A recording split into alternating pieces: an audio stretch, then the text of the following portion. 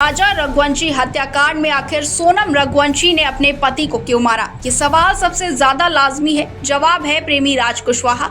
लेकिन सोनम के भाई गोविंद ने बयान दिया कि सोनम राज को राखी बांधती थी, उसके मोबाइल में दीदी के नाम से नंबर सेव था। यदि ऐसा है तो फिर क्या है हत्या की वजह? आखिर सोनम के लिए और कौन से हैं गहरे राज जो उसे इस हद तक ले गए कि वो बेदर्दी से अपने पति की मौत कर बैठी? वहीं हमने सोनम को पहचानने वाले लोगों से चर्चा कर सोनम के व्यक्तित्व को जानने की कोशिश की। वहीं मनोरोग विशेषज्ञों और मनोवैज्ञानिकों से चर्चा कर सोनम का दिमाग पढ़ने की भी कोशिश की। आखिर क्या चल रहा था उसके दिमाग में, आइए जानते हैं। दरअसल सोनम कम पढ़ी लिखी थी, लेकिन 3 सालों से भाई गोविंद के कारोबार में मदद कर उसे आगे बढ़ाया। सोनम इंदौर का कामकाज संभालती थी और भाई गोविंद गुजरात का मार्केट देखने में लगा था। सोनम अपने हिसाब से जिंदगी जीना चाहती थी। मंगल सिटी मॉल में उसकी फर्म के समीप ही उसने 1.5 साल पहले बहती लहरों का टैटू भी बनवाया था, जो उसकी सोच को बताता है कि वो अपने हिसाब से रहना चाहती थी। वह जिंदगी में परिवार खलल डाले कि उसे मंजूर नहीं था।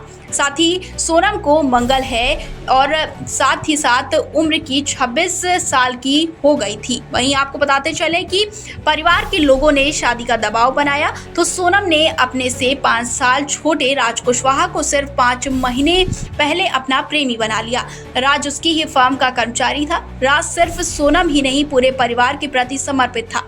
वो सोनम के परिवार की गाड़ियां भी चलाता था और पिता और माँ को लेकर आता जाता था। सोनम को भी राज जैसा ही जीवन साथी चाहिए था, जो उसकी सुने और उसे दरबदर उसे दबा कर न रखे, वहीं उसके फैसलों का विरोध न कर पाए।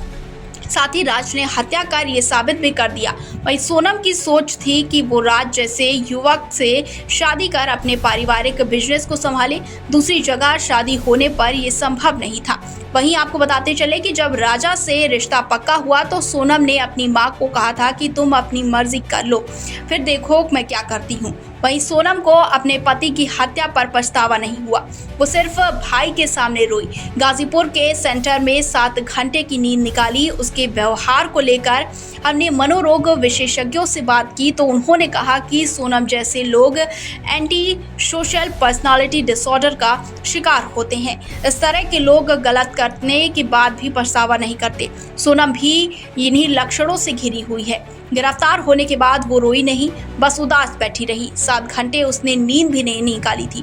वहीं इस डिसऑर्डर का शिकार लोग दूसरों की भावनाओं, अधिकारों का महत्व नहीं देते। वो दूसरों के साथ हेरफेर करने, उन्हें दबा कर रखने और धोखा देने का प्रयास करते हैं। शादी के बाद सोनम का बर्ताव राजा के साथ इसी तरह का था।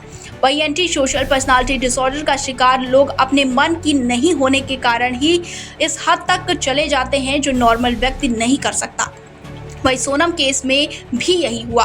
वो शादी नहीं करना चाहती थी तो उसने पति को रास्ते से हटाने का प्लान कर अपनी जिद को पूरा किया।